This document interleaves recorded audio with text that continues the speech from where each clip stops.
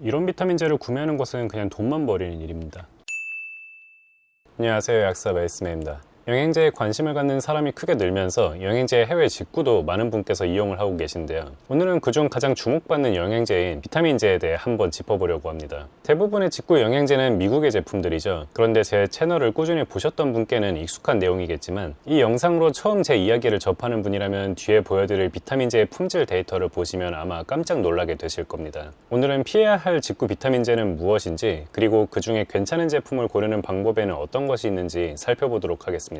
우선 미국 제품에 어떤 문제가 있는지 이해를 할 필요가 있습니다. 우리나라나 캐나다의 정부는 영양제를 건강보조 제품으로서 의약품과 유사한 관점으로 바라봅니다. 그리고 그 효능과 안전성이 유지되도록 국가 차원에서 여러 가지 규제적인 장치를 해두고 있어요. 하지만 반대로 미국의 영양제인 다이어터리 서플리먼트는 식품의 관점에서 관리가 되고 있기 때문에 제조와 판매가 더 자유롭고 실질적으로 품질을 업체의 자율에 맡기고 있습니다. 미국은 규제가 약하기 때문에 시장의 규모가 크고, 따라서 가장 다양한 종류의 영양제가 개발되어 저렴하게 판매되지만 반대로 제품의 품질에 하자가 발견되는 경우도 많을 수밖에 없겠습니다. 이런 미국 영양제의 품질에 관한 이슈는 미국의 여러 매체에서도 꾸준히 문제 제기가 되어 온 상황입니다. 따라서 미국의 영양제는 아무거나 구매하시면 안 됩니다. 그 중에서도 비타민제는 특히 더 그렇습니다. FDA에서 품질 관리를 하지 않으니 우리가 직접 하겠다 하고 영양제의 품질을 직접 검사하는 업체들도 있습니다. 대표적 두 업체가 제가 자주 언급하는 컨슈머랩이나 랩도어인데요. 이 두 업체 모두 웹사이트를 통해 자기들이 직접 제품의 함량이나 순도를 테스트해서 그 결과를 공개하고 있습니다. 다양한 종류의 영양제가 소개되어 있지만 그 중에서도 비타민제는 하자가 가장 빈번하게 발견되는 편이에요. 지금 랩도어 웹사이트를 살펴보겠습니다. 이 사이트는 회원 가입을 해야 하지만 로그인만 하면 무료로 이용할 수 있습니다. 시중에 모든 제품이 테스트되어 있는 것은 아니지만 꽤 많은 제품의 정보를 얻을 수 있어요. 지금 멀티비타민 항목에 들어오면 가든 오브 라이프의 제품부터 시작해서 여러가지 비타민제들이 보이죠. 가장 첫 번째로 보이는 가든 오브 라이프의 비타민 코드 제품을 보겠습니다. 내려가 보면 레이블 어큐레이시 항목이 보이죠. 라벨에 기재된 제품의 함량이 실제로 포함되어 있는지에 관한 점수입니다. 이 제품은 50점의 점수를 얻었습니다. 아래 풀 리포트 버튼을 누르면 자세한 내용을 볼 수 있는데요. 비타민 A는 라벨의 1%를 초과한 양으로 꽤 정확한 용량이 포함되어 있었지만 비타민 B3와 B6는 각각 라벨에 기재된 양의 66%, 56%나 초과한 용량으로 포함되어 있었습니다. 그리고 비타민 D도 65%나 높은 함량이 포함되어 있네요. 다른 제품도 살펴보겠습니다. 이번에는 나우푸드의 아담 멀티맨 제품입니다. 레이블 어큐레이시 점수가 45점으로 조금 더 낮습니다. 자세한 내용으로 들어가 보면 대부분 정확한 용량이 포함되어 있었지만 비타민 C가 라벨보다 22%나 적은 양이 검출되었고 비타민 D는 35% 초과된 용량이, 그리고 칼슘과 망간, 아연은 각각 20%, 40%, 25%나 적은 양이 검출되었다고 합니다. GNC의 메가맨은 어떤지 살펴보겠습니다. 52점의 레이블 어큐레이시 점수를 받았고요. 내용을 보면 비타민 B3가 19%, 엽산이 12%를 초과한 것이 보이고 망간은 15%나 낮게 나왔습니다. 결코 적은 오차가 아님에도 불구하고 이 정도면 상대적으로 양호한 것으로 보이네요. 지금 제가 이상한 제품만 일부러 골라서 보여드리는 게 아닙니다. 지금 영상 제작을 하면서 눈에 띄는 3가지 제품을 아무거나 클릭해서 보여드린 거예요. 제가 예전에 종합 비타민을 추천드리고자 찾아봤을 때 정말 많은 종류의 제품을 클릭해서 확인했었는데 정상적인 라벨 정확도를 나타낸 제품을 거의 찾지 못했습니다. 보시면 이 카테고리 에버리지, 즉 이 비타민 종류의 평균적인 라벨 정확도가 47점으로 나타났습니다. 그러니까 대부분의 비타민제가 높은 수준의 함량 오차를 나타내고 있다는 이야기예요.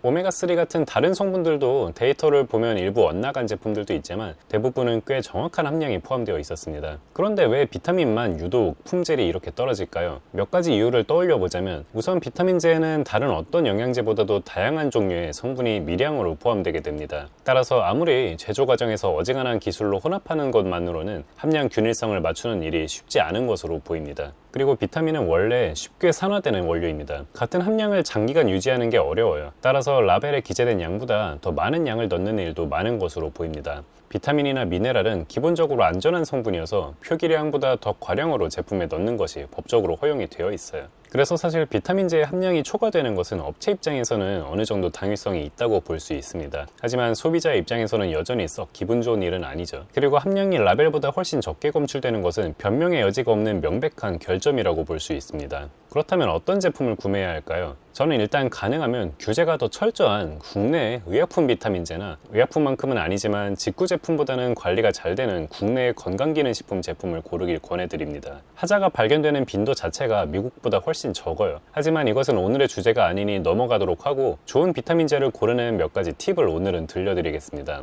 가장 최선의 방법은 컨슈머랩과 랩도어에서 품질이 확인된 제품을 구매하는 것입니다. 컨슈머랩은 랩도어보다 다양한 성분을 다루고 있지만 비타민만큼은 랩도어에 훨씬 많은 제품이 테스트되어 있습니다. 따라서 비타민제를 고르실 땐 랩도어를 우선적으로 이용하는 것도 좋아요. 우선 사이트에 접속해서 로그인을 한 후 본인이 구매하고자 하는 제품이 있는지 검색해 봅니다. 만약에 없다면 리스트에 있는 제품들을 체크하면서 그나마 품질이 좋아 보이는 제품을 골라봅니다. 함량이 다소 초과된 것은 상한량만 넘기지 않는다면 어지간하면 괜찮습니다. 상한량이 비교적 낮은 비타민 A나 비타민 E 그리고 비활성형 비타민 B6나 엽산 정도는 주의하시는 편이 좋겠죠. 하지만 함량이 아주 적게 발견된 제품은 그냥 그 제조시설이 형편없다는 방증이니 반드시 거르시는 편이 좋아요. 그런데 본인이 복용하길 원하는 제품이 컨슈머랩이나 랩도어에 데이터가 없다면 어떻게 해야 될까요?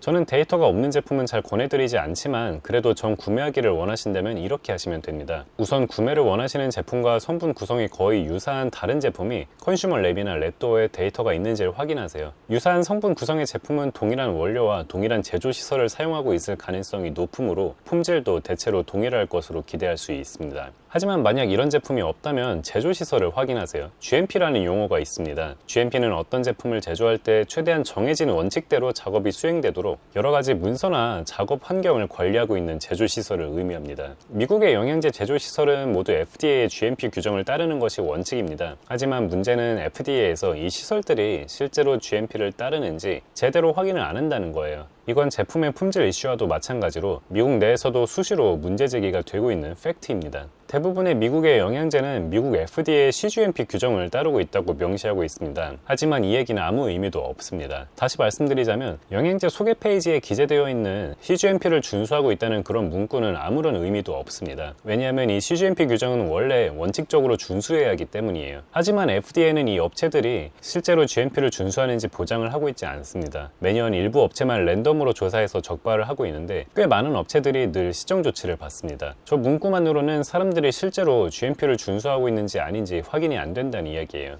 이런 제도적 허점을 보완하고 업체들의 품질 관리에 기여하고자 미국에는 FDA가 아닌 제3의 업체에서 GMP 시설을 인증하는 서비스를 하고 있습니다. 대표적인 두 업체가 NSF와 NPA라는 업체예요. 이름 있는 영양제 업체들은 모두 홈페이지에서 NSF나 NPA로부터 GMP 인증을 받았다는 문구가 기재되어 있는 것을 볼 수 있어요. 이런 외부 업체의 인증 사실은 구글에다가 업체 이름 GMP로 검색을 하시면 대부분 찾을 수 있습니다. GMP 관련 문구가 기재된 제조사의 웹페이지에 접속하셔서 그냥 단순히 FDA의 GMP를 준수하고 있다는 내용만 기재되어 있는지 아니면 NSF나 NPA로부터 GMP를 인증받은 사실을 언급하고 있는지 확인하시기 바랍니다. 이런 인증이 있는 업체는 상당히 까다로운 품질 관리를 수행하고 있고 제품의 하자가 가끔 발견되긴 하지만 어느 정도 제품의 품질이 보장되어 있다고 볼 수 있습니다. 주의하실 것은 NSF는 GMP 말고도 여러 종류의 인증을 수행하고 있습니다. 단순히 NSF라는 문구가 적혀 있다고 GMP 인증을 받은 것이 아니고 반드시 NSF GMP라고 함께 기재가 되어 있는지 확인을 하시기 바랍니다.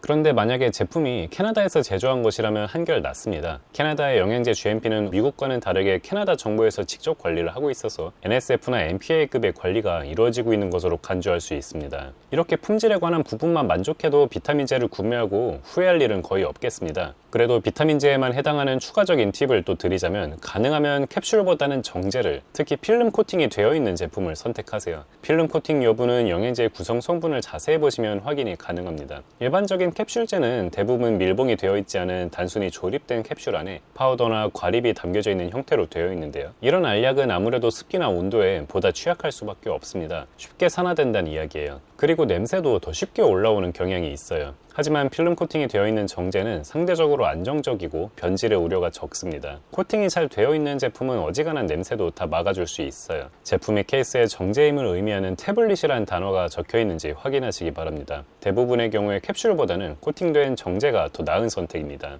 자, 비타민제를 고르는 노하우에 대해 간단히 정리를 해보았습니다. 특히 오늘 소개해드린 컨슈머랩 같은 제품 평가 사이트나 NSF 같은 제조시설 인증은 비단 비타민제에만 해당되는 내용이 아니라 모든 직구 제품을 구매할 때 반드시 고려해야 하는 내용입니다. 유독 비타민제는 함량이 어긋나 있는 경우가 많아서 특히 꼼꼼히 확인을 하시는 편이 좋겠지만 어떤 영양제를 직구하시든 반드시 참고하셔서 좋은 제품을 선택하는 데 도움이 되셨으면 좋겠습니다. 자, 오늘 내용은 여기까지고요. 도움이 되셨다면 구독과 좋아요 그리고 알람 설정 부탁드립니다. 감사합니다.